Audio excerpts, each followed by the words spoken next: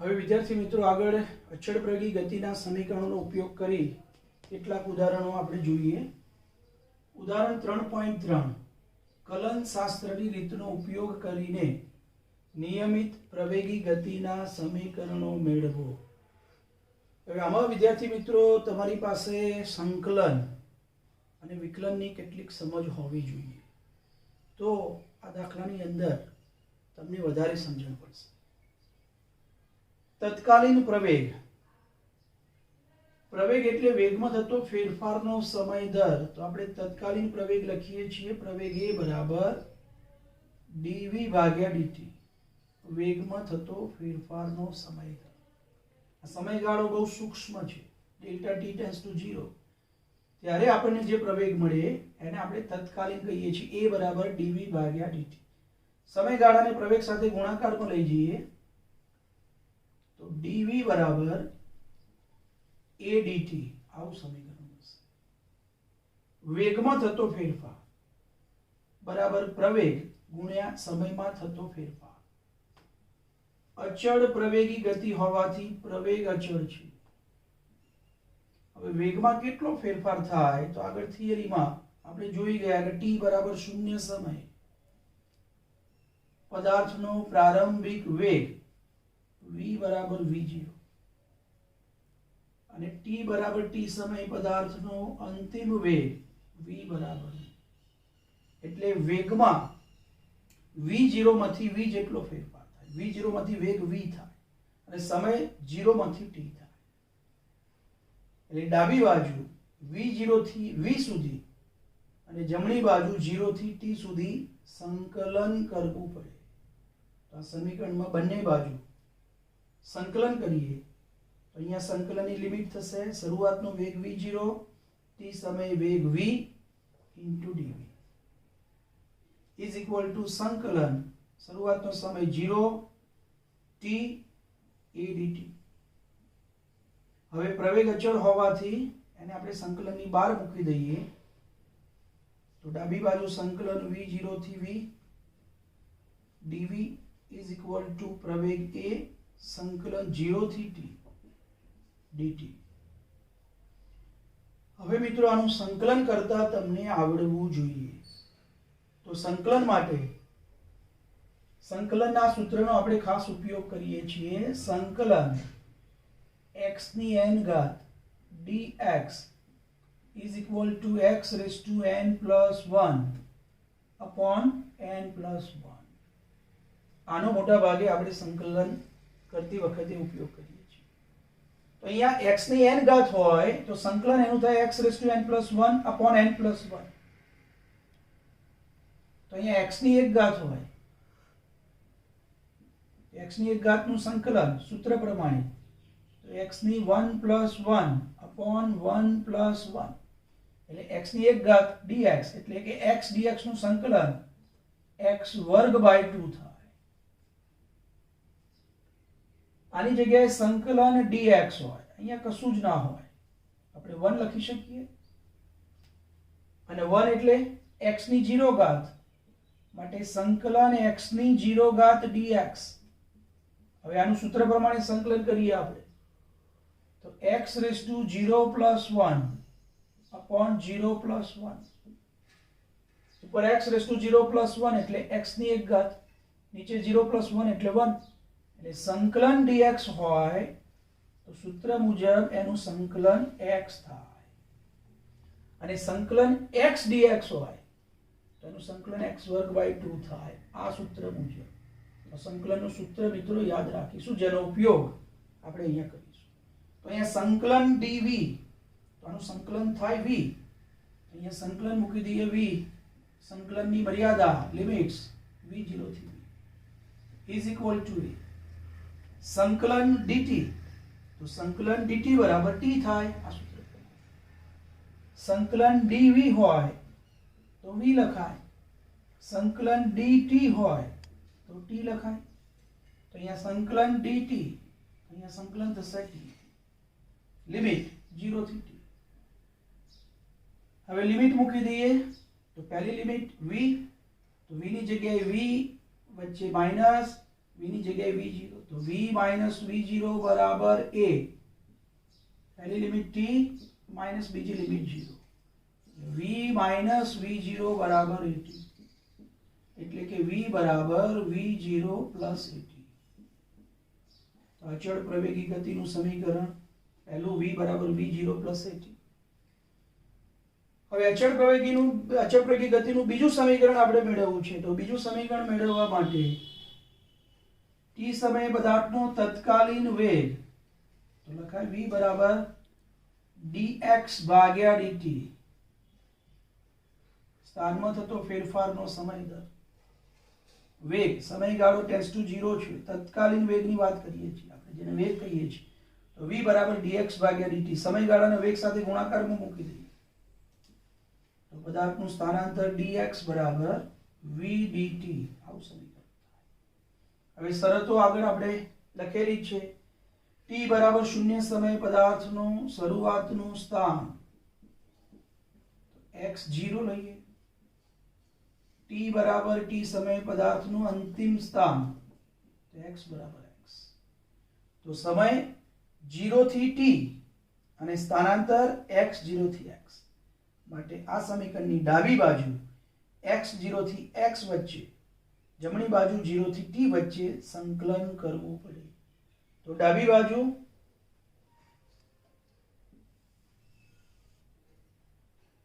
સંકલન x0 થી x dx is equal to સંકલન 0 થી t v dt. હવે વેગનું સમીકરણ આપણે મેળવેલું છે v બરાબર v0 પ્લસ at, અહીંયા મૂકી દઈએ v ની જગ્યાએ v0 પ્લસ at. તો સંકલન થશે x0 થી x dx is equal to સંકલન 0 થી t, v ની જગ્યાએ મૂકી દઈએ v0 plus at into t into dt. હવે આ સંકલનના બે ભાગ પાડી દઈએ, વચ્ચે સરવાળો છે. તો સંકલન x0 થી x dx is equal to સંકલન 0 થી t v0 dt પ્લસ સંકલન 0 થી t at dt. v0 અચળ, પ્રવેગ અચળ, જેને સંકલનની બહાર મૂકી દઈએ. આગળ સાદુરૂપ x0 થી x dx is equal to v0 સંકલન 0 થી t dt પ્લસ a સંકલન 0 થી t t dt. હવે સંકલન કરીએ તો સંકલન dx મિત્રો તમે જાણો છો, સંકલન dx બરાબર x થાય, સંકલન dt t થાય, સંકલન t dt.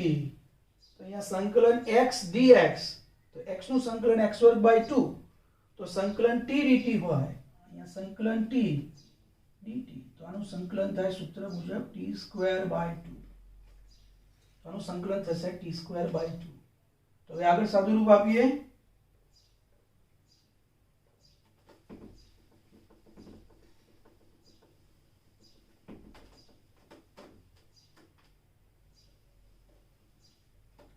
આનું સંકલન મૂકી દઈએ x, સંકલન x લિમિટ x0 થી x is equal to v0, આનું સંકલન t લિમિટ 0 થી t પ્લસ a, આનું સંકલન t²/2 લિમિટ 0 થી t. સંકલનની લિમિટ મૂકી દઈએ તો x minus x0 is equal to v0 t minus 0 plus a t²/2 minus 0. સાદુરૂપ આપીએ તો x minus x0 is equal to v0t plus 1/2 at². x0 ને જમણી બાજુ લઈ જઈએ તો x બરાબર x0 plus v0t plus 1/2 at². તો અચળ પ્રવેગ જે આપણે આગળ મેળવ્યું x is equal to x0 plus v0t plus 1/2 at². હવે અચળ પ્રવેગી ગતિનું ત્રીજું સમીકરણ મેળવવા માટે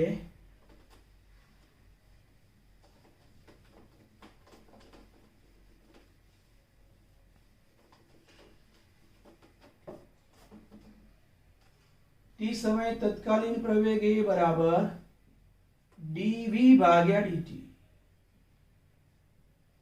જમણી બાજુ સ્થાનાંતર વડે ભાગીએ, સ્થાનાંતર વડે ગુણાકાર કરીએ તો સમીકરણ આપણને મળશે a બરાબર dv ભાગ્યા dx ગુણ્યા dx ભાગ્યા dt. અને આ dx ભાગ્યા dt એટલે વેગ v. એ સમીકરણ a is equal to dv ભાગ્યા dx into v. હવે આ dx ને પ્રવેગ સાથે ગુણાકારમાં મૂકી દઈએ તો સમીકરણ v dv is equal to a dx. શરતો મૂકી દઈએ તો t બરાબર 0 સમયે પદાર્થનો શરૂઆતનો વેગ v બરાબર v0, પદાર્થનું શરૂઆતનું સ્થાનાંતર x બરાબર x0. t બરાબર t સમયે પદાર્થનો અંતિમ વેગ v બરાબર v, સ્થાનાંતર x. માટે ડાબી બાજુ v0 થી v વચ્ચે, જમણી બાજુ x0 થી x વચ્ચે સંકલન કરવું પડે. તો ડાબી બાજુ સંકલન v0 થી v dv is equal to પ્રવેગ અચળ અને સંકલનની બહાર મૂકી દઈએ, સંકલન x0 થી x into dx. હવે મિત્રો આગળ મેં સંકલન તમને સૂત્રમાં સમજાવ્યું. સંકલન v dv હોય તો આનું સંકલન થાય v²/2. સૂત્ર મુજબ આનું સંકલન મૂકી દઈએ v²/2. v²/2 લિમિટ v0 થી v is equal to a સંકલન dx, તો એનું સંકલન થાય x લિમિટ x0 થી x. લિમિટ મૂકી દઈએ સંકલનમાં તો v²/2 વચ્ચે minus v0²/2 is equal to a કૌંસમાં x minus x0. હવે મિત્રો આ જે 2 છે એને જમણી બાજુ ગુણાકારમાં મૂકી દઈએ તો 2a કૌંસમાં x minus x0 is equal to v² minus v0². તો અચળ પ્રવેગી ગતિનું ત્રીજું સમીકરણ આપણે મેળવી દીધું. તો કલન શાસ્ત્રની રીતનો ઉપયોગ કરી નિયમિત પ્રવેગી ગતિના 3 સમીકરણો આપણે મેળવ્યા. આ રીત એટલા માટે ઉપયોગી છે કે અનિયમિત પ્રવેગી ગતિ માટે પણ સમીકરણો આ રીતનો ઉપયોગ કરી આપણે મેળવી શકીએ છીએ. નમસ્કાર વિદ્યાર્થી મિત્રો, હવે આગળ આપણે ઉદાહરણ નંબર 3.4 રકમ મિત્રો બરોબર સમજી લઈશું તો દાખલો આપણે સરળતાથી ગણી શકીએ. દાખલો અલગ અલગ ઘણી બધી રીતે આપણે ગણી શકીએ છીએ, પણ એમાં જે સહેલી રીત હોય, આપણે જે અચળ પ્રવેગી ગતિના સમીકરણો ભણ્યા એ સમીકરણનો ઉપયોગ કરી આ દાખલાને આપણે સહેલો બનાવી શકીએ. તો મિત્રો દાખલો અલગ અલગ રીતે ગણી શકાય. આમાં જે સહેલી રીત આપણને લાગે એ રીતે આપણે આ દાખલો ગણીએ. તો પહેલાની રકમ બરોબર સમજી લઈએ. એક બહુમાળી મકાનના ટોચ પરથી, આ બહુમાળી મકાન જેની ઊંચાઈ આકૃતિમાં આપણને આપી છે 25 મીટર, એક બહુમાળી મકાનના ટોચ પરથી એક દડાને શિરોલંબ ઉર્ધ્વ દિશામાં 20 મીટર પર સેકન્ડની ઝડપથી ફેંકવામાં આવે છે. એટલે કે દડાને એ બિંદુથી એનો શરૂઆતનો વેગ આપણને આપી દીધો છે 20 મીટર પર સેકન્ડ, એટલે કે v0 બરાબર 20 મીટર પર સેકન્ડના વેગથી દડાને ઉર્ધ્વ દિશામાં ફેંકવામાં આવે છે. દડો 1 સેકન્ડમાં 20 મીટર અંતર કાપે છે ઉર્ધ્વ દિશામાં. દડો જે બિંદુએથી ફેંકવામાં આવે છે તેની જમીનથી ઊંચાઈ 25 મીટર છે. તો એ બિંદુથી દડાને ઉર્ધ્વ દિશામાં ફેંકવામાં આવે છે. તો જમીનથી એ બિંદુની ઊંચાઈ આપી છે 25 મીટર. તો એ દડો કેટલી ઊંચાઈએ પહોંચશે, અહીંથી દડાની ઊંચાઈ શોધવાની છે અને દડો જમીનને અથડાય તે પહેલા કેટલો સમય લાગશે. ગુરુત્વ પ્રવેગની કિંમત આપેલી છે g બરાબર 10 મીટર પર સેકન્ડ સ્ક્વેર, જેનો ઉપયોગ આપણે કરવાનો છે. તો અચળ પ્રવેગી ગતિના સમીકરણો મિત્રો તમે ભણી ગયા. હવે તમારે વિચારવાનું છે કે મારે એક ઊંચાઈ શોધવાની છે, દડાની ઊંચાઈ અને જમીન ઉપર પહોંચતા દડાને લાગતો સમય. હવે એ બિંદુથી દડાને આપણે 20 મીટર પર સેકન્ડના વેગથી ઉપર તરફ ફેંકીએ તો ગુરુત્વાકર્ષણ બળ હંમેશા પૃથ્વીના કેન્દ્ર તરફ અધો દિશામાં નીચે તરફ લાગશે. એટલે આના વેગમાં ઘટાડો થશે અને મહત્તમ ઊંચાઈએ એનો વેગ શૂન્ય થશે. ધારો કે બી બિંદુ પાસે દડો મહત્તમ ઊંચાઈ પ્રાપ્ત કરે છે જ્યાં એનો અંતિમ વેગ શૂન્ય થાય છે અને ત્યાંથી દડો મુક્ત પતન કરશે, એટલે કે નીચે તરફ ગતિ કરશે. તો આ ઊંચાઈ આપણે શોધવાની છે. તો અહીંયા આપણને સમય આપેલો નથી મિત્રો, તો આપણે અચળ પ્રવેગી ગતિના કયા સમીકરણનો ઉપયોગ કરી આપણે આ ઊંચાઈ શોધી શકીએ? તો આપણી પાસે પ્રારંભિક વેગ છે, અંતિમ વેગ દડાનો શૂન્ય છે બી બિંદુ પાસે. તો આપણે અચળ પ્રવેગી ગતિના જે સમીકરણો મેળવ્યા એમાં એક સમીકરણ આપણે મેળવ્યું v square minus v0 square બરાબર 2ad. દડાનો અંતિમ વેગ તો v બરાબર 0, દડાનો શરૂઆતનો વેગ તો v0 બરાબર 20 મીટર પર સેકન્ડ. પ્રવેગ તો પ્રવેગ માટે તમે ઉપરની દિશાને ધન ગણો, ઉપરની દિશામાં પ્રવેગને ધન ગણો તો નીચેની દિશામાં પ્રવેગને ઋણ લેવો પડે. જો ઉપરની દિશામાં પ્રવેગને આપણે ઋણ ગણીએ તો નીચેની દિશામાં પ્રવેગને ધન ગણી શકાય.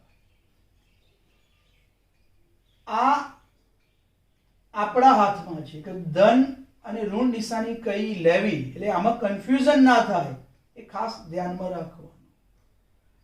તો અહીંયા પ્રવેગ એ બરાબર આપણે ઉપરની દિશામાં પ્રવેગને ઋણ ગણીએ અને નીચેની દિશામાં પ્રવેગને ધન ગણીએ તો જ્યારે દડો ઉપર તરફ જતો હોય ત્યારે પ્રવેગ ઋણ ગણીશું, જ્યારે દડો નીચે તરફ આવતો હોય ત્યારે પ્રવેગને ધન ગણીશું. તો અહીંથી દડો એ થી બી બિંદુ તરફ ઉર્ધ્વ દિશામાં ગતિ કરતો હોય ત્યારે પ્રવેગને આપણે ઋણ લઈશું. અહીંયા પ્રવેગ એ બરાબર g બરાબર -10 મીટર પર સેકન્ડ સ્ક્વેર. તો પ્રવેગને આપણે ઋણ લઈશું. તો અહીંયા 0 માઇનસ v0 સ્ક્વેર બરાબર અહીંયા ઋણ લઈએ પ્રવેગ તો -2gh, h એટલે દડાની ઊંચાઈ, માઇનસ બંને બાજુથી નીકળી જશે એટલે v0 સ્ક્વેર બરાબર 2gh. તો દડાની ઊંચાઈ h બરાબર v0 સ્ક્વેર ભાગ્યા 2g બરાબર v0 બરાબર 20 ગુણ્યા 20 2 ગુણ્યા પ્રવેગ 10, અહીંયા ઋણ નિશાની આપણે ધ્યાનમાં લઈ લીધેલી છે, 2 ગુણ્યા 10 20 નીકળી જશે. એ દડાની ઊંચાઈ 20 મીટર માટે દડાની ઊંચાઈ h બરાબર 20 મીટર. એટલે આ ઊંચાઈ આપણને મળી ગઈ 20 મીટર. એટલે જમીનથી ટોટલ દડાની ઊંચાઈ કેટલી થઈ? તો જમીનથી દડાની ઊંચાઈ 20 વત્તા 25 બરાબર 45 મીટર. હવે દડાની ઊંચાઈ તો આપણે શોધી કાઢી 20 મીટર. આપણે શોધવાનું છે દડો જમીન સાથે અથડાય તે પહેલા કેટલો સમય લાગશે. તો એ બિંદુથી દડો જ્યારે મહત્તમ ઊંચાઈ પ્રાપ્ત કરશે ત્યાં સુધીનો સમય શોધવો પડશે અને બી બિંદુથી જ્યારે દડો જમીન સાથે અથડાશે એ પહેલાનો સમયગાળો આપણે શોધવો પડશે. તો એ બિંદુથી ધારો કે દડો t1 સમયમાં બી બિંદુએ પહોંચે છે તો અચળ પ્રવેગી ગતિનું સમીકરણ આપણે જાણીએ છીએ, એનો ઉપયોગ આપણે કરીએ તો v બરાબર v0 પ્લસ at. અંતિમ વેગ મહત્તમ ઊંચાઈ એ 0, v0 20 મીટર પર સેકન્ડ, પ્રવેગ એ બરાબર -g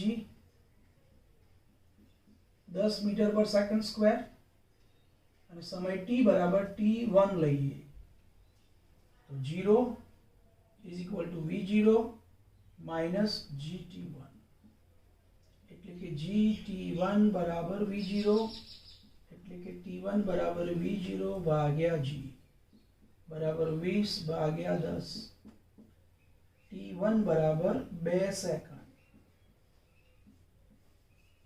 એટલે કે દડો એ બિંદુથી બી બિંદુ સુધી દડાને પહોંચવા માટે લાગતો સમય આપણે શોધી કાઢ્યો 2 સેકન્ડ. હવે અહીંથી દડો જમીન તરફ પાછો વળશે એટલે અહીંથી જ્યારે દડો એનો અંતિમ વેગ 0 થાય ત્યારે દડો મુક્ત પતનની શરૂઆત કરશે એટલે કે એનો શરૂઆતનો વેગ 0 થશે. દડો અધો દિશામાં ગતિની શરૂઆત કરશે અને ધારો કે t2 જેટલા સમયગાળાની અંદર દડો જમીન સાથે અથડાશે તો આ સમય આપણે શોધવાનો છે. આ t2 સમય કેટલો? હવે આ સમય શોધવા માટે ટોટલ અંતર આપણું છે 45 મીટર. દડો જ્યારે ઉપર તરફ ગતિ કરતો હોય ત્યારે પ્રવેગને આપણે ઋણ લીધો છે માટે દડો જ્યારે નીચે તરફ ગતિ કરતો હોય ત્યારે પ્રવેગને ધન ગણવાનો. આ દિશામાંના બધા જ અંતરો આ દિશામાં બધા જ વેગ પ્રવેગ આપણે ધન લઈશું ઉપર તરફ ઋણ લઈશું. તો અચળ પ્રવેગી ગતિનું સમીકરણ d is equal to v0t plus 1/2 at square. આમાં d બરાબર 45 મીટર. મુક્ત પતન વખતે પ્રારંભિક વેગ 0 પ્રવેગને આપણે ધન ગણીશું a બરાબર g અને સમય t બરાબર t2. તો સમીકરણ આવું મળશે d બરાબર 1/2 g સમય t2 તો t2 સ્ક્વેર. સમય આપણે શોધવાનો છે તો t2 square is equal to 2d by g એટલે કે સમય t2 બરાબર વર્ગમૂળની અંદર 2d ભાગ્યા g બરાબર વર્ગમૂળની અંદર 2 ગુણ્યા 45 ભાગ્યા 10.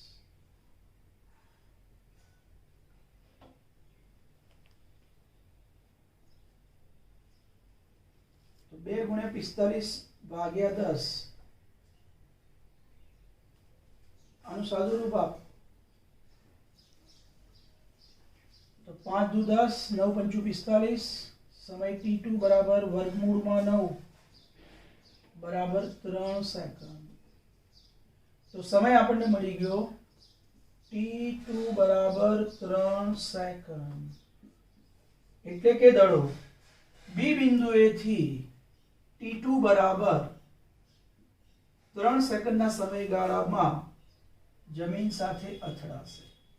એટલે દડાને કુલ કેટલો સમય લાગશે તો એ બિંદુથી જ્યારે દડાને આપણે ઉર્ધ્વ દિશામાં ફેંકીશું ત્યારે મહત્તમ ઊંચાઈ પ્રાપ્ત કરશે. મહત્તમ ઊંચાઈથી એ જ્યારે જમીન ઉપર અથડાશે ત્યાં સુધીનો કુલ સમય તો કુલ સમય મિત્રો